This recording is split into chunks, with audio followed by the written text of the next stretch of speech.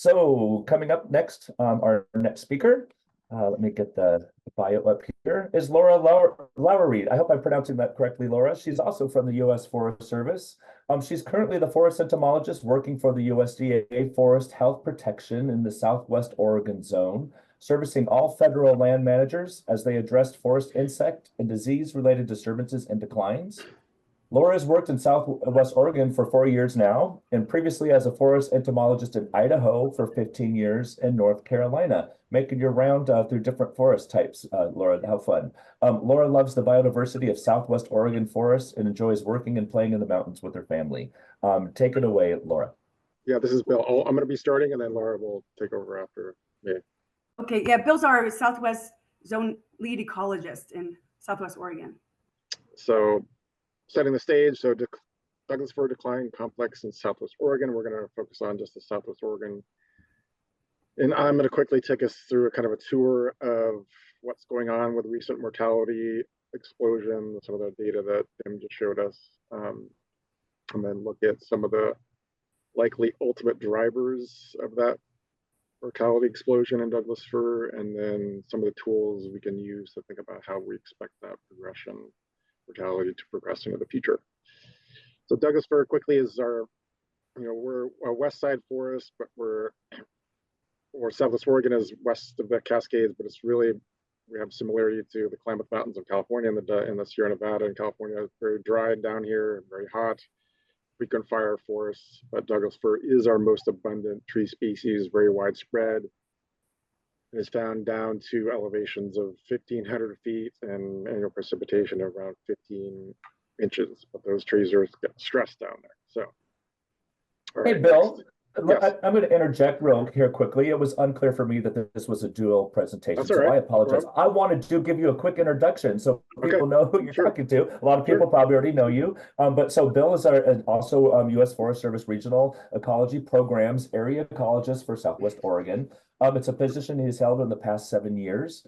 Bill works closely with U.S. Forest Service specialists and managers and many other partners to apply ecological knowledge, data, and tools for landscape restoration planning, post-disturbance restoration planning, wildfire regimes and impacts, and climate change impacts and adaptation. Apologies for the interruption, but thanks for letting me introduce you. Take it away.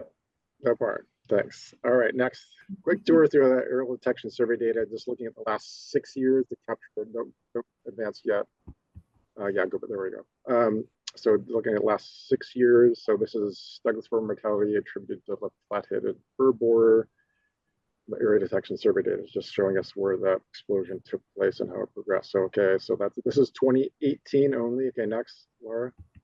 This is adding 2019 to that. So this is like both years we can see, and now it's starting to really expand in the Rogue River Valley. You can see the the Rogue River Siskiyou National Forest outlined in the dotted green, and in the Rogue Valley around Medford and Grants Pass, that is a kind of combination between BLM land and private land. So we can see a lot of it's occurring on that BLM and private, but some of it within the forest. Okay, next. So now this is adding 2020. Again, there wasn't aerial surveys done in 2020. Okay, go again, 21. Next. Now this is adding some of the ground, some ground mapping that Laura did on her own without the aerial detection surveys. So a little bit more in 2021. Okay, go to 2022 next. Okay, so now back in the plane, now they're doing the aerial surveys again. Now it really explodes. So now they're capturing, this is 2022 and likely capturing some of that mortality missed in the previous 2 years. It really exploded here in 2022, and then next. And then adding 2023, it really continues almost as intensely as it did in 2022. So yes, you can see this doesn't tell you the intensity, I'll get to that later, but this is just the polygons where some level of Douglas fir mortality was mapped over that 6-year period. So huge explosion and a huge management issue for us. Okay, next. Okay, so what are the approximate factor, flat-headed fir borer, but the ultimate factors. So what's going on here? So using the Northwest Climate Toolbox, just picking a location here in where that orange dot is in the Applegate Valley, kind of the epicenter where a lot of this mortality is occurring. taking a look at what's going on. Okay, next, trends in climate. So looking at our critical summer period, the drought period down here where we're getting really no precipitation and it gets extremely hot. So trends in maximum temperature over that June to September period trending upward. And since about 2000, we've had mostly warm summers and not very many cooler than normal summers, and it is trending upward. Okay, next. Precipitation. Now, this is annual precipitation is going the opposite direction, trending down. It looks, at least for me, it's looking funny, Laura. I don't know what's going on. Maybe try toggling back and then forward again. And go forward again. There we go. Okay. Precipitation. Oops. It's going wrong again. Okay, right there. Precipitation annual again, trending downward. You can see since about 2000, lots of dry years, and really since 2016, we've had 5 of the last 6 years that have been dry to very dry. So drying conditions. All right, next. And now this is, again, it's looking a little funny for me. Maybe all seems like there's 2 images overlaid. Try going back and then forward again. Go forward. Or forward one. Oh, there we go. Okay, right there.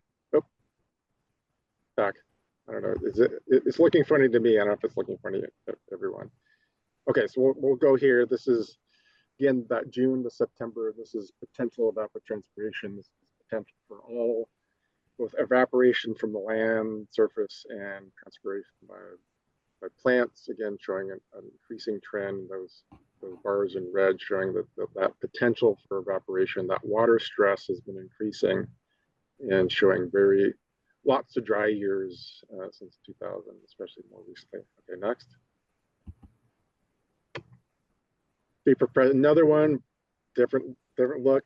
Vapor pressure deficit. This is the difference of the deficit between how much water is being held in inside the saturated leaf and versus the air. So the drier the air compared to what's going on inside the leaf, the greater that vapor pressure deficit. So the higher the red bars indicate just more drying conditions. That's just will accelerate transpiration and dry out the trees even quicker. Okay, next.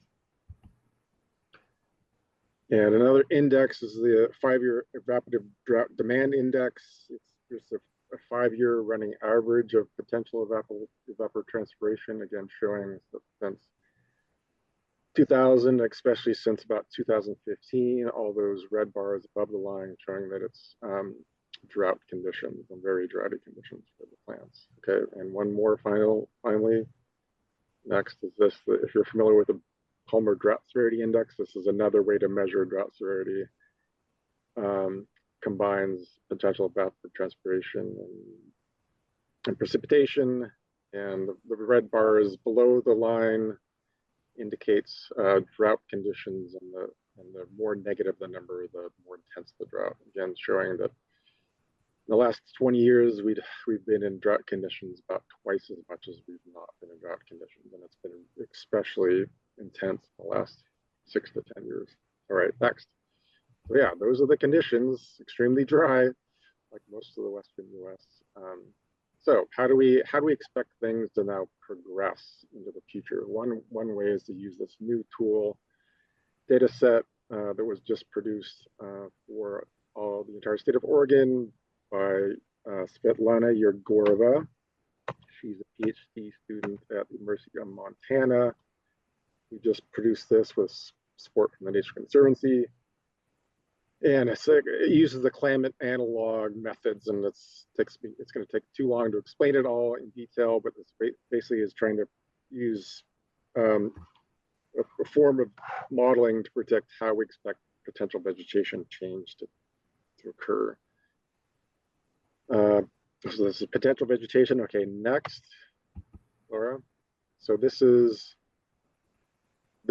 now the potential natural vegetation in this historic reference period, 1984 to 2017, a data set produced by the Region 6 U.S. Forest Service ecologists. This is potential vegetation now, not actual. So this is That kind of bright green we see kind of around Medford and Grants Pass, kind of in the lower center, that's the Douglas fir potential vegetation type. So that's showing us where we expect, in the absence of disturbance, where Doug fir is going to be the dominant tree species.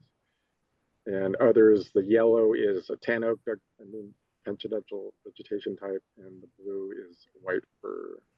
Okay, so that's reference. Okay, next, now go into the future. This is what Svetlana has done based on a 3 degrees C expected temperature increase by the end of the century. This is, try going back and then forward again, Laura. I'm seeing kind of a duplicate image. There we go. Okay. Now this is mid-century projected natural vegetation. So you can see that bright green, the Douglas fir potential vegetation almost completely disappears, really contracts, and is largely replaced by the yellow, which is they call tan oak. And of course, we don't expect tan oak to come that far inland. It's really a coastal species, but we interpret that to mean that those, what is currently kind of a Douglas fir mixed forest with lots of hardwoods, will convert into a forest that's more dominated by the hardwoods that are present, whether that's Oregon oak, California black oak, madrone, etc., or tan oak. So yeah, we expect the Douglas fir to become really stressed and likely disappear from a lot of places. Okay, next. Another tool, climatic water deficit. Great tool. This is a tool data set that's produced by Sean Geronimo, both Oregon and Washington, with financial help from the Nature Conservancy and Washington DNR. So climatic water deficit, if you're not familiar with this, it's kind of a measure of water stress for the plants, and it's the difference between potential and actual evapotranspiration. All right, next. Quick diagram just illustrating what that is. So in the wintertime here, where we get lots of precipitation, water is abundant, plants have all they need, but as we increase into the late spring and early summer,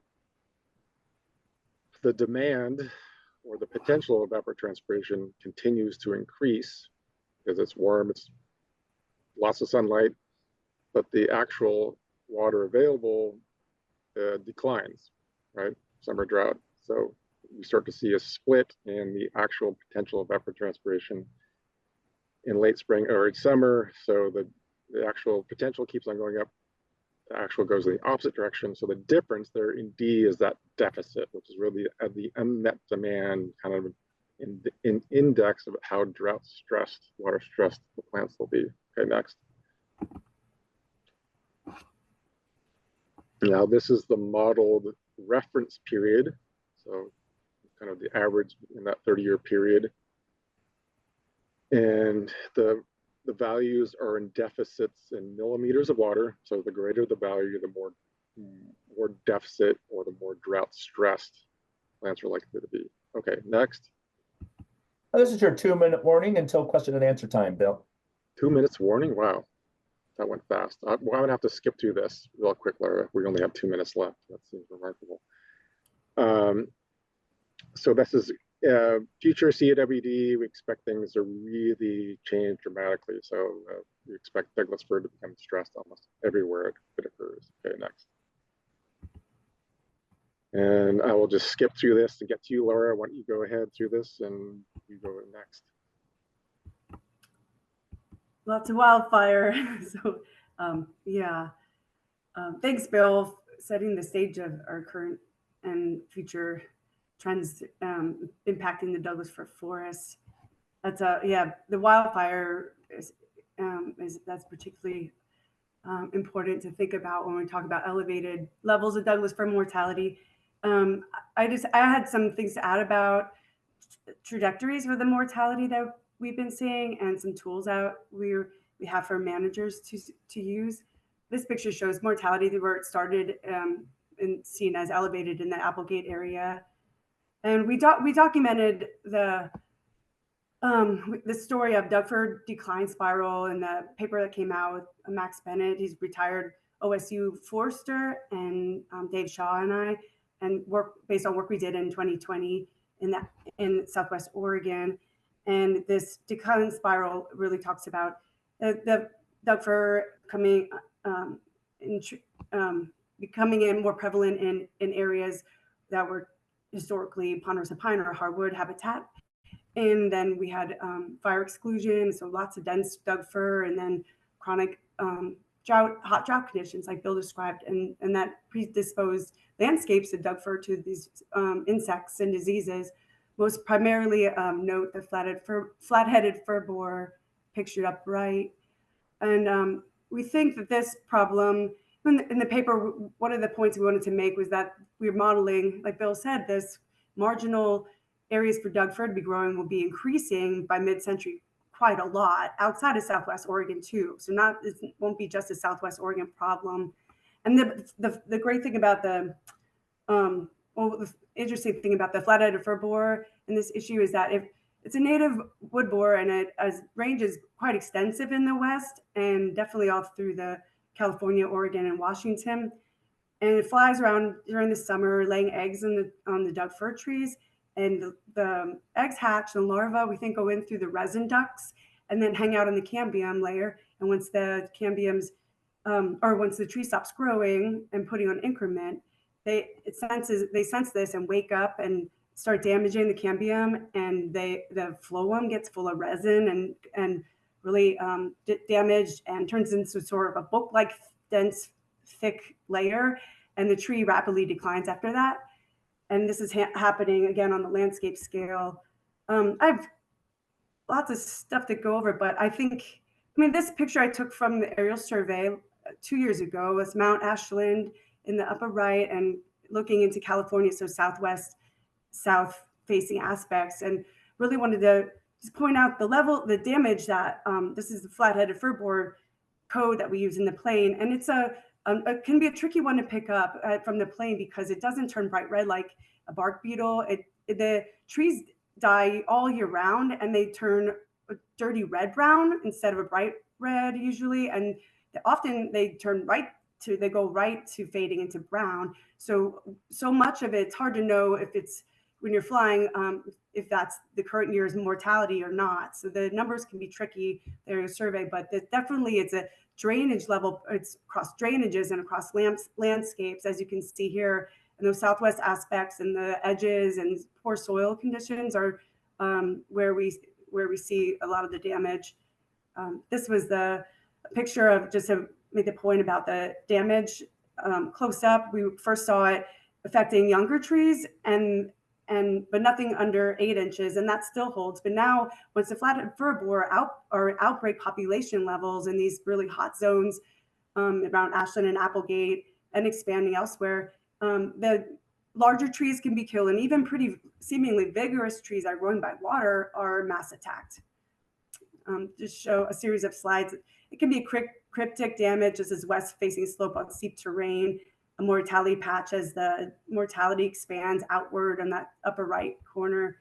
And then the stands kind of falling apart and fuel loading accumulating, and wondering what will happen to the white oaks pictured in that stand if fire is introduced at this point. Tim did a nice job with the trends. We're on and up, and we don't think it's going away anytime soon. So what we try to pull together for management, we wanted to say, how do you prioritize management in all this dead and dying Doug fir? We came up with 3 risk ratings, and landscape level and stand level and individual tree risk rating. And the landscape one is based on average precip for the year. And if you have under 45 inches you're in high risk. And then, or you could use climatic water deficit. And if you're about on above 300 millimeters deficit, that's a high risk area as well. And that's really looking at, you're expecting that area you're standing in the forest to change, how much intensification of dead and dying do you expect in 5 years. And similarly, the stand ratings, we have used the Bennett et al. Paper that was published in the Western Journal of Forestry to pick out 4 metrics that really predicted where the mortality was occurring. And that's your beetle pressure, that means contagion, near the stand that you're interested in. And you really can use this this rating when you're actually standing in your stand, and you could assess it right at that moment. And we're working on a spatial version as well. But beetle pressure and your topographic factors, your heat load, and it's your aspect and your stand is, or your near stand edge. And that has to do with heat loading, but also the beetles like to be in the sun. And then soil factor and how, what's your soil moisture like? And we use Oregon white oak to be a proxy for that. But we're thinking these stand ratings can be applied, all these ratings can be applied elsewhere, or you could just sub in the tree that instead of white oak, like say if you're up north a bit more, juniper, maybe it could be used. And then you get a score, and then it equates to a level of your category and kind of what level of dead and dying you have now, and then the probability for that to increase in 5 years. And then individual tree risk rating is a great one that we're using a lot to look at the tree. You could be in your backyard or in a forest that you're working on treating. So you're looking at 3 metrics for your risk and that your likelihood that your tree will die in 2 years. How near are you to beetles within a tree length, and that's really a higher level. Your tree crown decline levels and your pitch jewels, which are a sign of the flatted fir borer, and that gets a score, and then your associated category of risk. And your beetle pressure, meaning we're using woodpeckering. You can chop into the trees, but you got to go all the way to the cambium, and that's a lot of chopping on these big old trees. So we just look for woodpeckering. Crown decline, we're really focusing in on these yellow and red branchlets that are all throughout the crown, and a lot of really recent foliage loss and yellowing and such that we think is associated with capitation. And then the abundance of pitch jewels, these little balls of M&M-sized balls of clear sap that form in the cracks are associated with cavitation and the beetles.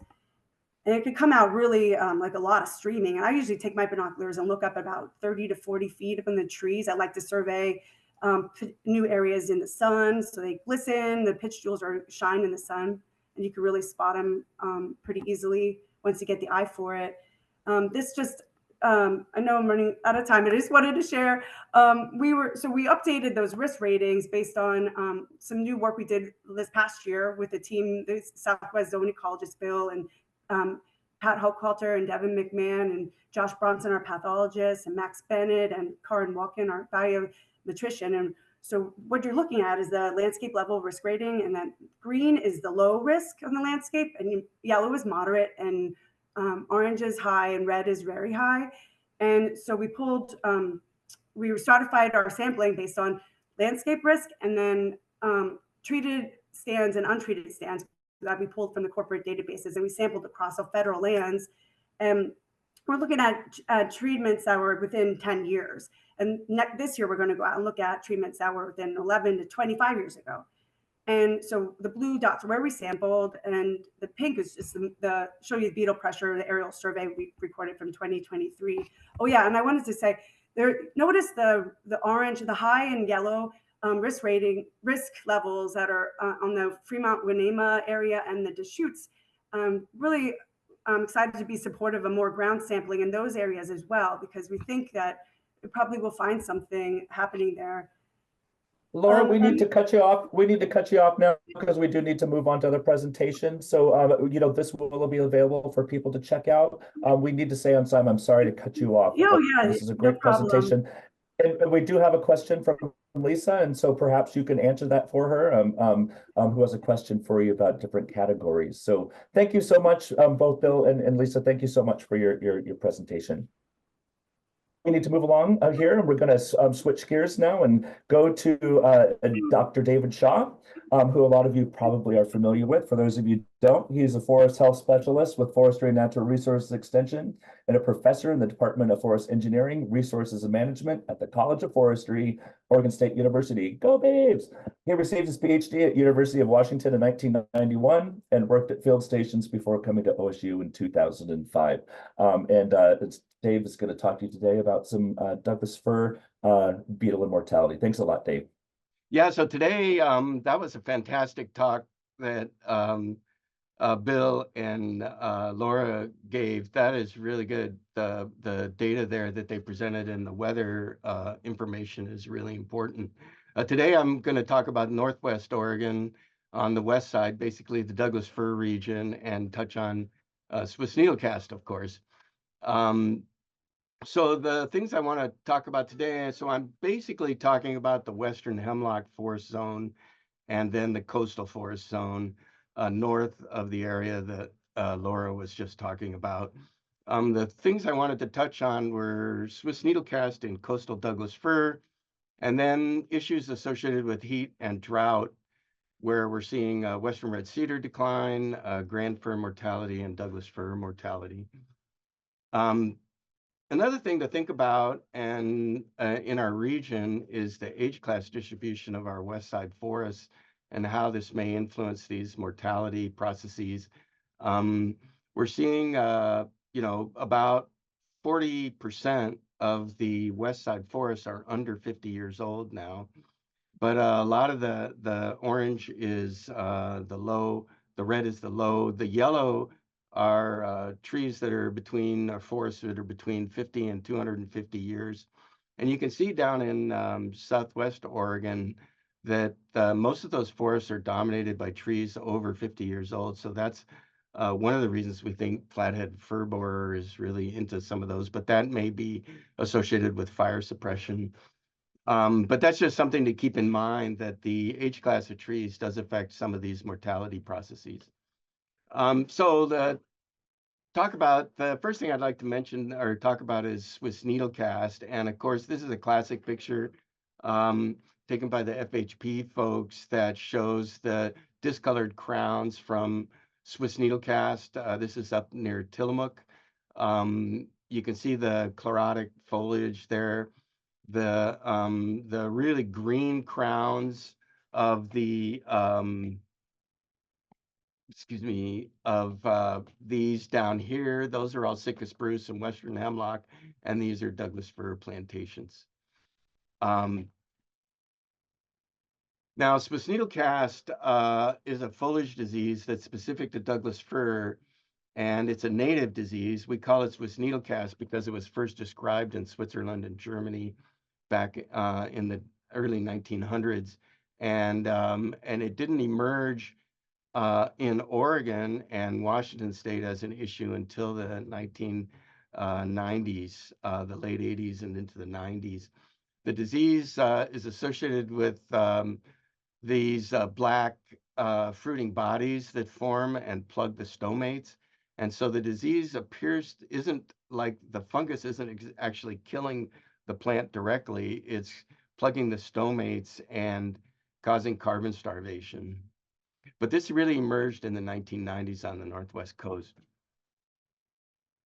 And there you can see some of that. Now, this is the data from Oregon Department of Forestry and U.S. Forest Service survey. On the right here is the 2002 aerial survey map, and it shows the distribution of where they map disease. The yellow are moderate symptoms, and the red is severe symptoms.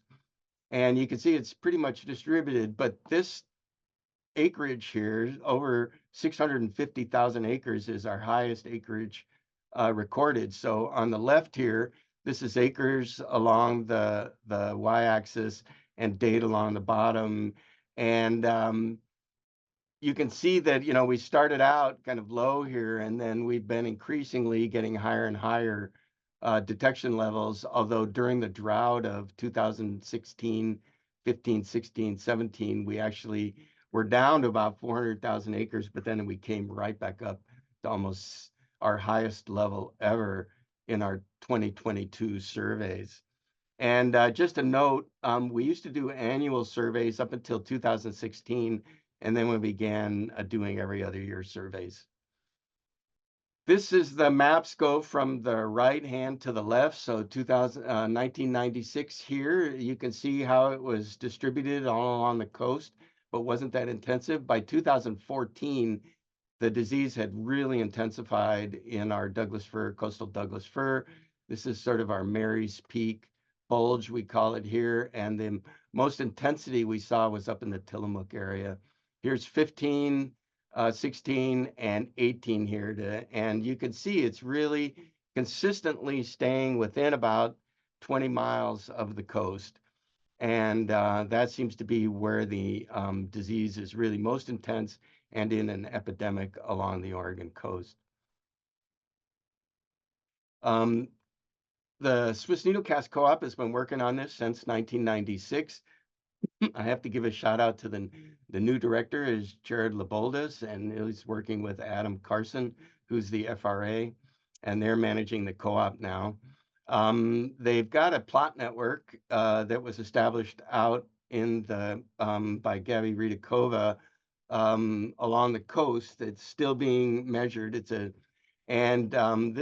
are the estimates of foliage retention and disease severity from the original measurements that they put in, starting in 2013 to 15.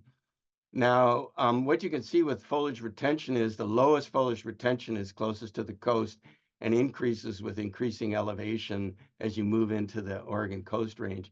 Over on the right here, you see in the middle is elevation map. The black dots are all our plots, and the disease severity is on the right here.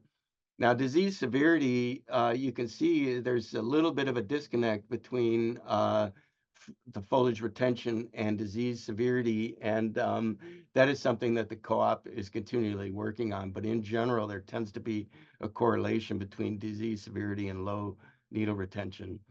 The two key factors that really drive this disease appear to be mild winter temperatures, particularly December through February, and then precipitation and fog in summer, particularly June and July, seem to be really the controlling months. Particularly July seems to be particularly important in really kicking in the epidemic.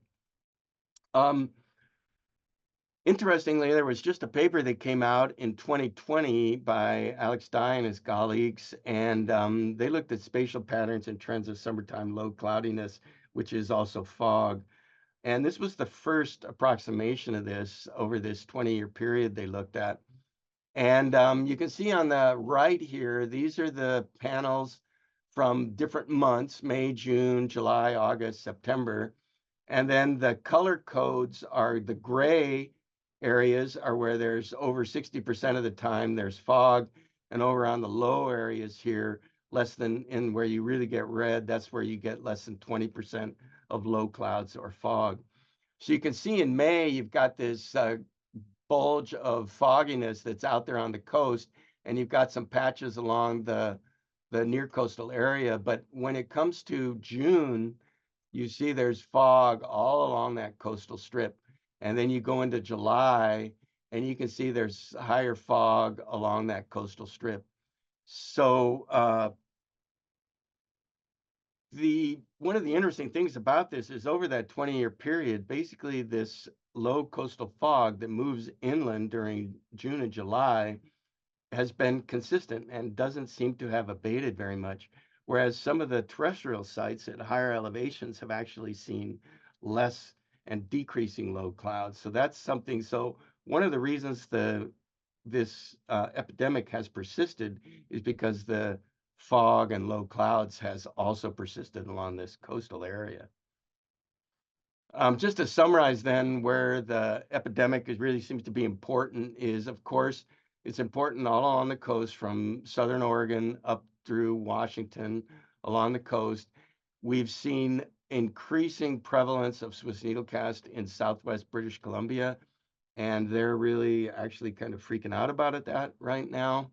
Then we've also seen areas along the lower slopes of the Cascade foothills in Oregon and the lower slopes of the foothills in Washington. And then with the area of northwest Oregon and southwest Washington being pretty much the hot spot for Swiss needlecast. Now to kind of shift gears, so that's the coastal, really focuses on the coastal strip, and the fog is persisting through the years, and there hasn't been a lot of decrease. However, when you get inland, things have been really changing. Now, this is a picture of ponderosa pine mortality along the western slopes of the Sierra Nevada. And this major mortality event was associated with a mega drought from 2014 to 2018. And we saw incredible numbers of trees. I think estimates were over 140 million trees were lost in the Sierra Nevada. But we're associating this with drought, but also this thing we're calling hotter drought. So here's some papers. These are some papers that came out. This paper came out just before this happened, and they basically are saying that we're underestimating the global vulnerability to tree mortality and forest die-off from this phenomena we're calling hotter drought. And they basically predicted this event that happened in California with this paper. More recently, this paper came out a couple of years ago. Global field observations of tree die-off reveal hotter drought fingerprint on the Earth's forest. So we're seeing a lot of that. This is consistent with what we're seeing in Oregon. And then increasing prevalence of hot drought across Western North America since the 60s. So there's paper after paper after paper that is coming out and pointing at hotter drought as one of the key factors in mortality around the globe. And speak of the devil, here's our drought. This is the U.S. drought monitor from 2000 to present. You can see basically over the last 24 years or so, we've been consistently in drought. We'll pop out of drought for a few years and then we're back in. And so drought is consistently been an issue throughout Oregon, and in some areas, of course, more intense than others.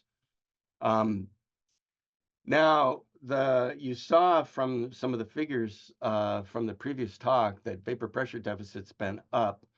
And again, just to remind everybody, vapor pressure deficit is the difference between the maximum amount of water the air can hold and the amount of water that's actually in the air. As air temperature increases, the air can hold more water, and that's increases VPD. Now, this figure on the right is from a paper by Restano et al. And the paper is titled "Increased Water Deficit Decreases Douglas Fir Growth Throughout the Western U.S. Forest." So they used 122 different dendrochronology sites. This is tree growth or ring width index on the left axis, and this is vapor pressure deficit on the x-axis. And you can see as vapor pressure deficit increases, Douglas fir growth goes down. The green here is what they measured from the P&W, and these other colors are these various regions. So for example, this is in the Southern Rockies here, or this is Southern Rockies. This is the Southwest. But the bottom line is, VPD does seem to be linked to tree growth, and it's another factor associated with these climate deficits. This is your 5-minute warning, Dave. Okay, now, 5 minutes. Okay. This is the some data from the West Coast, the EPA Coastal Monitoring Network. These are below ground, so soil temperature up on the upper figure and soil moisture in the lower figure. And you can, this is a single site, so it's at 2,100 feet elevation or so in the Western Cascades up to San Am. But in general, this is indicative of what we're worried about. Soil temperature is going up, soil moisture is going down. So we're kind of freaking out about that. Okay, so now to talk about these three trees real quick. This is Western red cedar. We're seeing a lot of decline in Western red cedar about the region. This became so important that ODEF and others, U.S. Forest Service and others really got together and started working on this. You can see these various aspects of tree decline in Western red cedar. This is the project then by Christine Boole and her colleagues on investigating the extent and possible causes of Western red cedar decline. This is where, throughout the region, this is where they saw Western red cedar decline most intensively. And you can see here in the North Willamette Valley, and they saw some real hot spots for decline.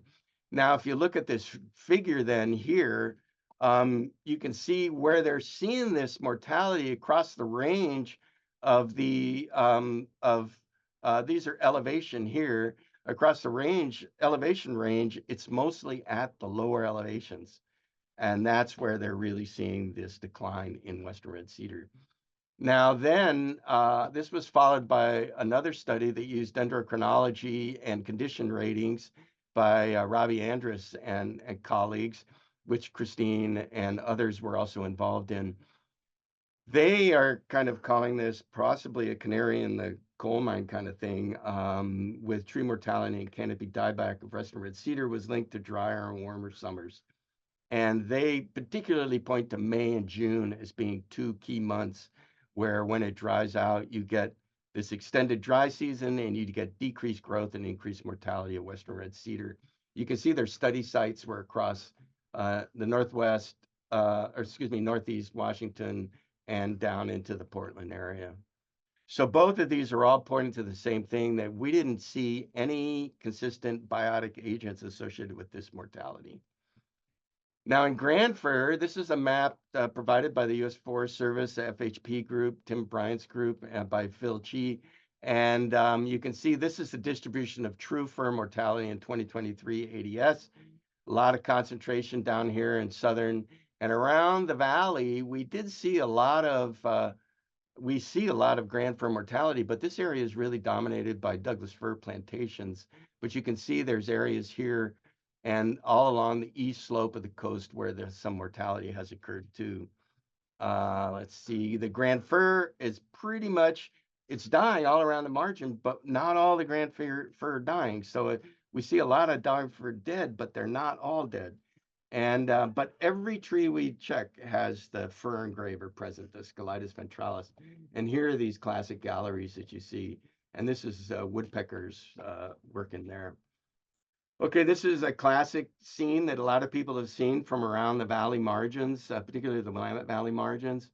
Now, this is Douglas fir, and we've seen a lot of mortality from Douglas fir, particularly in the valley margins and the oak zone. But this is the mortality documented by Aerial Detection Survey for Western Oregon.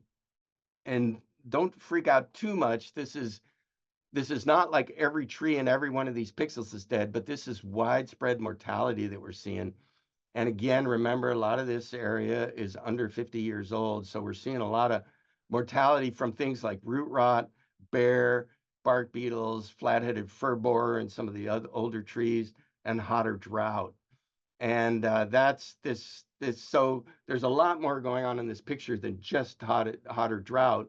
But it all combines, and we're seeing widespread Douglas fir mortality, even though we're not seeing epic mortality like with mountain pine beetle. We're still seeing a lot of mortality in Douglas fir. So this is pretty concerning, and we're kind of at the whim of the weather here. So Douglas fir, this is classic flat-headed fir borer. This tree here is not a pine, it's a Douglas fir that's had its bark excavated a lot by woodpeckers. You can see the chips all around the base of the tree. They're in search of this flat-headed fir borer. And widespread flat-headed fir borer associated mortality appears to be a relatively new phenomena in our region. It was very common down in Southwest Oregon, but it seems to have really picked up in our area. These are just some pictures of flat-headed fir borer. Not to forget the Douglas fir beetle is also present.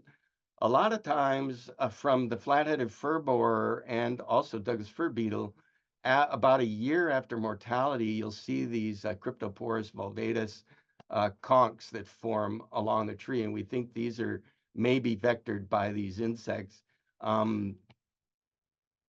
And here's just a cross-section of the veiled polypore there.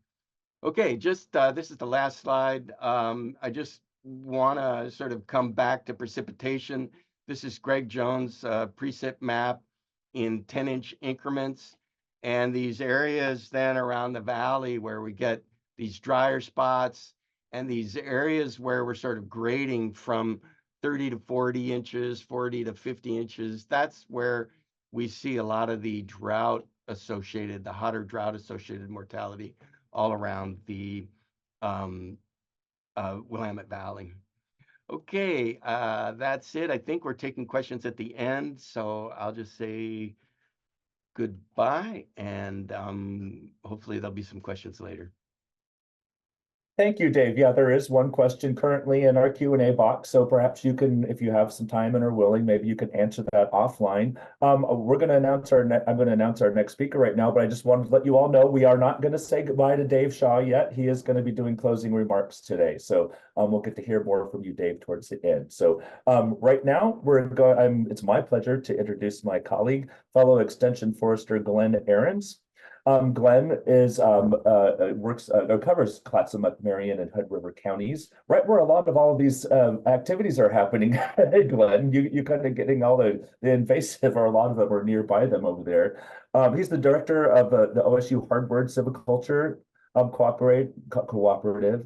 His general mission for OSU Extension is to improve our knowledge of forest resources and to help people in sustaining and expanding benefits from forests.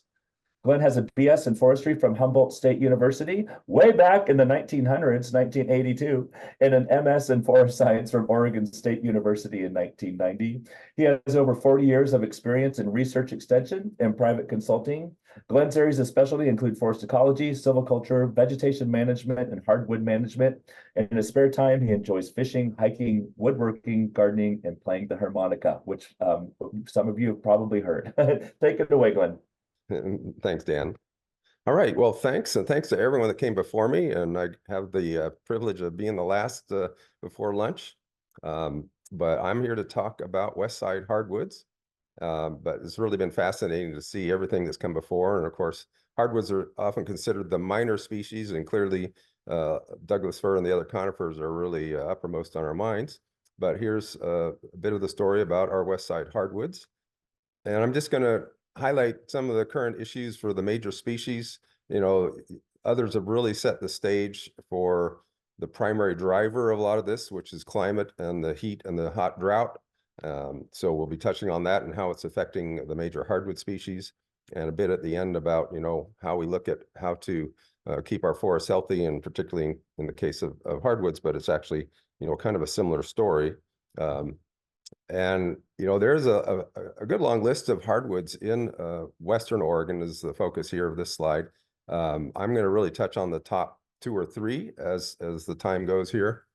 And red alder, you know, is the 3rd most abundant tree in Western Oregon, but that amounts to about 8% of the total volume. Now, this is based on forest surveys, may not capture all of the Willamette Valley woodlands. But alder, you know, was the 3rd most abundant tree, and then bigleaf maple is the next one in line amongst the hardwoods, and a bit maybe on madrone if we have time as the 3rd most abundant hardwood. But really setting the stage, as others have shown, is this more intense hot drought, and indicated by this vapor pressure deficit, and just how, you know, how hard is the atmosphere sucking water out of green leaves. And really over the last 20 years, and particularly the last 10, there's been no relief. We haven't had the ups and downs that you see in previous, you know, the baseline data from the previous 100 years, with some, you know, hot and dry years followed by cooler or moisture years. We've really had no break for a while, and that's kind of a cumulative impact that we're seeing the results of. I found this study really interesting by George Kral. He did transects in the Willamette Valley, looking at the major hardwood species in particular, but this is a mix of hardwood and conifer, and looking at the phenomenon of dieback and health. And he characterized kind of 2 different groups of species. One's the more southerly tending Mediterranean adapted species, as he categorized them, which was bigleaf maple, white alder, Oregon ash, and Oregon white oak. And then on the right-hand side, he's got the, you know, the more moist temperate forests like red alder, western red cedar, grand fir, and also he had black hawthorn as one.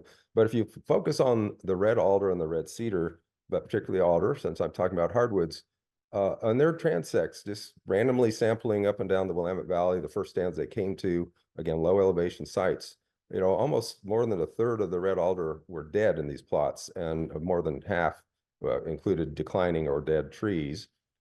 Somewhat similar signature there for western red cedar. But when you look at the bigleaf maple on the other side of the spectrum, I'm going to talk about maple a bit, but relatively little dieback was seen even after, these decades of hot, dry extremes. And the white alder actually holding up a lot better than red alder, and Oregon ash and Oregon white oak also doing pretty well. So really we're looking at red alder as a particularly very sensitive species, and quite similar to, with western red cedar.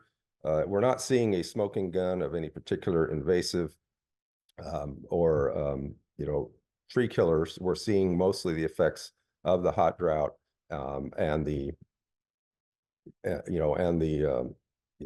secondary effects of the interactions with diseases and insects that occur when trees are stressed. This is a case of probably most of you that have been looking around the Willamette Valley, and particularly in the margins, below 1,000 feet, a lot of top dieback and whole tree dieback. And common then interactions include the drought and the stem cankers. So similar to with Douglas fir, where we see what we call flare out with some stem cankers killing branches and tops. Red alder is falling to stem cankers that affect drought stressed trees. Now this occurs even with well-watered street trees in our towns, and I'd have to say red alder is not a good street tree in the Willamette Valley in the climate that we're into, and probably might consider planting white alder if you really want an alder, because even when it's irrigated or with its feet in the water table, riparian red alder are often dying from the top down or suffering from the interaction with stem canker fungi.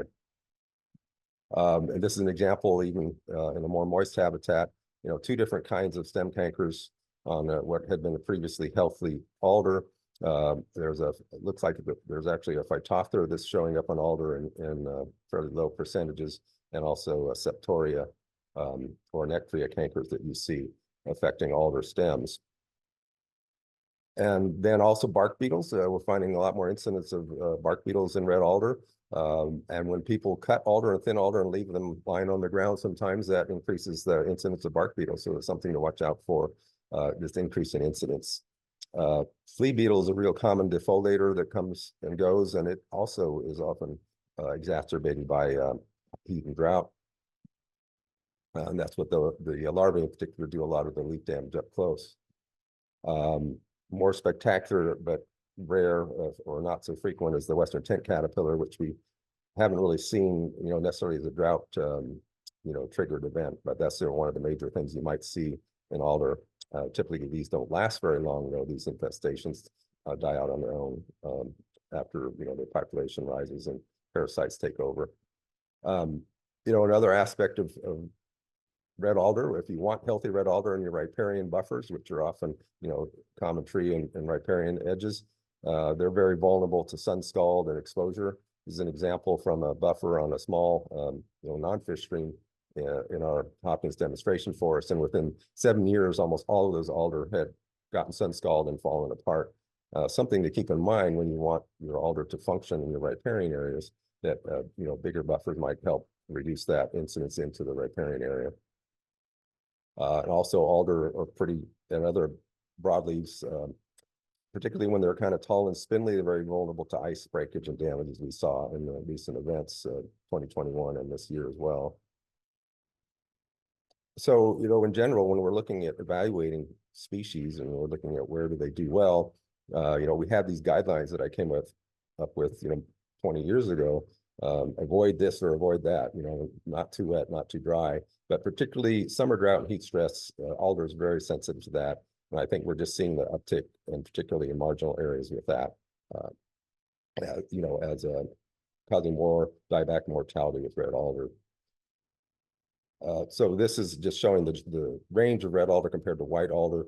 You see that white alder is definitely a more southerly tree, and it's definitely more tolerant of hotter, drier conditions. So it might be a better riparian species in the low elevations in the Willamette Valley, perhaps even going up further north. Another example of white alder in the valley. I've switched to bigleaf maple. Again, far less widespread dieback or concern, but there has been some rather alarming dieback here and there. This is from Beth Wilhite's talk at this conference back in 2020 for the State of the State. And there's a lot of work on this. Christine Buell and others have summarized it in some nice fact sheets. I should note that I do have references that I sent that I hope we can make available to participants here. That's a PDF that has links to some of the key references I'm using here. But the bigleaf maple decline started back in 2010, most notably, and in the, again, lower elevations, Puget, Willamette, lowlands, and also Cascades and East Slope of the Coast Range, kind of in the lower elevations. There were some good studies up in Washington by Benson and others, and here in Oregon as well, and listing a long list of things that occurred, diseases, fungal diseases in particular, but none of them were really, again, a smoking gun causing the dieback. But Beth Wilhite and Christine and others have noticed, large populations of a leafhopper insect, which was really kind of interesting. That here's examples of what the maple dieback looks like, and seeing that the tree on the right in particular, quite serious, foliar dieback, crown dieback. And when they actually saw the leafhoppers and started testing, in this case, there was over time, seeing the trees that were treated with insecticides, the ones on the left were treated and the one on the right was not, that was really effective in allowing the crowns to develop more. There's the tree that was developing due to the insecticide controlling the insects, and even after 3 years, there was still an effect that there's definitely an indication that leafhopper is playing a role in this dieback, but not in all cases. So it's still associated more with the warm and dry conditions, and some site conditions that are more stressful and harsher site conditions. So the main focus on bigleaf maple, which is really a pretty robust tree across a wide range of conditions, but this dieback really focused on areas with warmer and drier conditions, kind of as a driver, again, exacerbating vulnerability to insects like the leafhoppers in this case. And that the leafhoppers themselves seem to do pretty well with the warming climate, and also finding more vulnerable maples. But again, the other background agents such as root diseases, foliar diseases, are still there and causing stresses and strains. And if the maples are a bit more drought stressed, then they're going to be a bit more vulnerable to those. But not a real widespread dieback phenomenon. Looking at Pacific madrone, as the third most abundant species, particularly because of its abundance in Southwest Oregon, but certainly through the Willamette Valley. I went hunting for madrone in our Hopkins demonstration forest near Oregon City, and I looked for a dry, rocky, south-facing ridgetop, and sure enough, there was some madrone with the Douglas fir, a site that probably had a lot of fire in the past, not recently, but you can still find a lot of madrone around the valley margin on those sites. And there's actually a nice fact sheet by Max Bennett on some of the madrone health issues, particularly, of course, in Southwest Oregon where it's more abundant. And there's a wide variety of foliar diseases and branch cankers and trunk cankers and some root diseases that are being found, causing some of this observed challenges for Pacific madrone. The fact that it's maintained by fire, and of course that with fire exclusion, Douglas fir and other species tend to do better and shade it out. Madrone is not very shade tolerant. But also in more urban areas like the Puget Sound area and some of our, in the Willamette Valley, where people actually kind of like the madrone, and it's a nice tree they want to keep healthy, but it's very vulnerable to, changes in soils with development and maybe excess moisture from irrigation or fertilization. And also pollutants. Madrone's turning out to be fairly sensitive to that, and they're really focused on that up in the Puget Sound area where it's a characteristic tree. So this is an example. This you see it often that madrone is evergreen, but it may only carry 1 to 2 years worth of leaves at a time. And when those leaves are affected by a leaf spot or some of the other diseases, it's pretty common to see the leaves not looking very good for a good part of the growing season. However, they are surviving, but one of their biggest threats, of course, is still getting shaded out by Douglas fir and others in the absence of fire on sites where Douglas fir thrives, such as this example. And so some of the implications for madrone would be focusing on sites where, it's going to be a good competitor, well-drained, rocky soil, southwest aspects, keeping the other trees down or thinning out the canopy, in the absence of fire that would do that. Madrone, of course, sprouts very vigorously after fire, But to keep a madrone alive, it does need a lot of open growing space and not being overtopped by Douglas fir, for example. And again, you know, maintaining soils and not altering soils. The madrone is very sensitive to that. But, you know, looking at the bigger picture, this is sort of the generic, how do we keep our trees and forests healthy?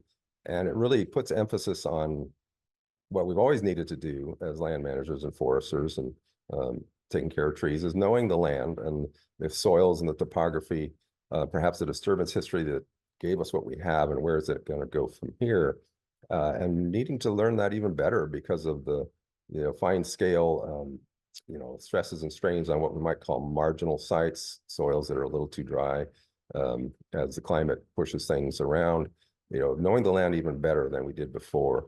And of course, then knowing our tree species and what their tolerances and their limits are. And in the case of these hardwood species, maybe people aren't as familiar, studying those more and learning about where, you know, what their limits are and where they will do well. Keeping up on threats, particularly the new threats. I didn't even try to cover Oregon oak or Oregon ash, which were covered previously. But those obviously have new and terrible invasive species threats. But here in the case of the ones I just covered, we don't see those yet, but there's always new ones that may come. And of course, the big challenge is how we might look towards adapting to climate change, depending on how that goes for these species. And as an example of this, we made a tool to map alder productivity, and just based on soils, topography, and kind of macroclimate indicators. And this was focused on Western Washington. We're just looking at what we can use with GIS data. And here's an example of a square that represents about 40 acres in a Western Washington coast range situation, east side of the coast range.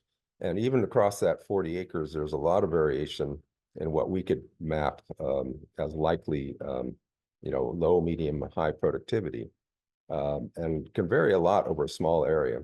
You know, so our challenge is we try to figure out how to keep forests healthy and what species to encourage this sort of micro scale understanding of site quality and how climate stress may be pushing the margins even within this kind of small scale local situation.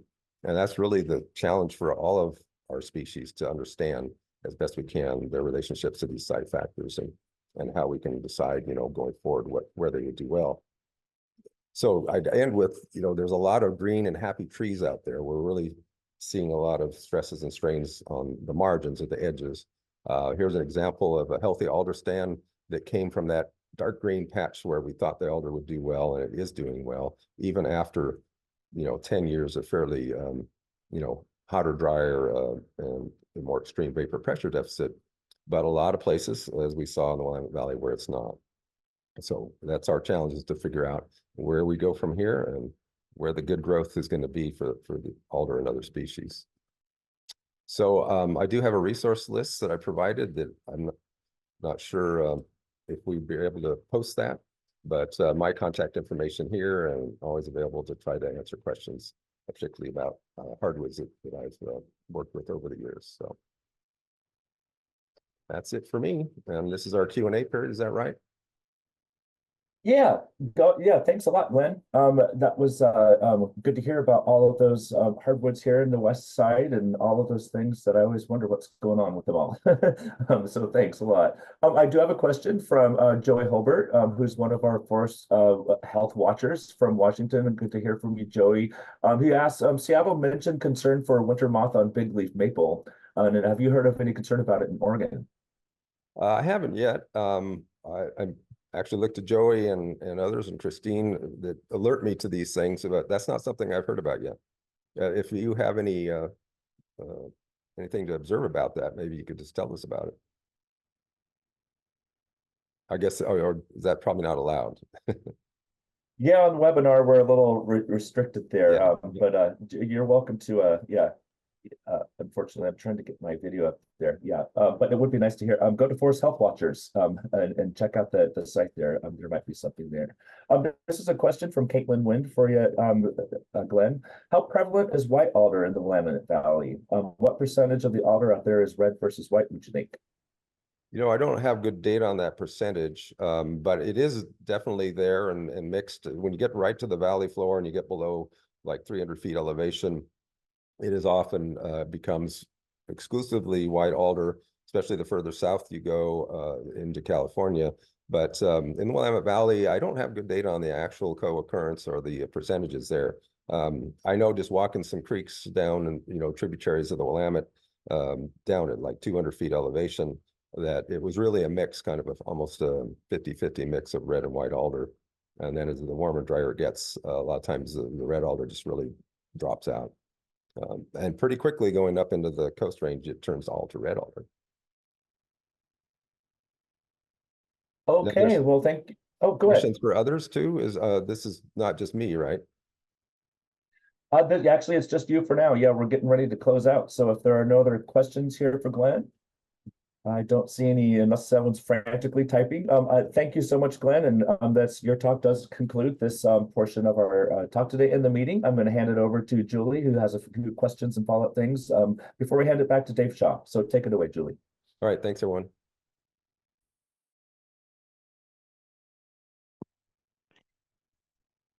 Hey, Dave, I think you're closing us out today. We just want to let people know that there is a poll posted, and so we appreciate if people take a few minutes to answer the poll and that survey, and that just helps us with the day.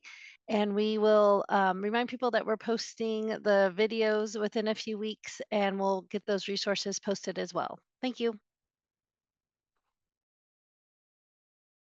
Great. Well, thanks everybody for attending today. This was a pretty epic set of talks. I think we know that invasive species are a big problem, and they've been a really big problem back east, but they are really emerging now with these two new threats to Oregon oaks and to Oregon ash. And so that's really frightening. But the rest of what we've been really talked about today, a lot of it came back to weather and what the weather is doing, and this prolonged drought and hotter drought. And those seem to be really driving a lot of these pressures that we see on west side forests. So yes, I hope everybody will do the poll, and then we'll be see you all tomorrow at 8:30 for day 2. Tomorrow we're gonna get to the east side and hear about some of the issues on the east side, and then we'll move into what it appears to be a really exciting morning on connecting forest health and fire. And as we know, we discussed fire a little bit today, but tomorrow will be a big focus on fire and forest health. So we hope to see you then. Thank you all very much for attending today, and hope you can attend tomorrow also. Thank you.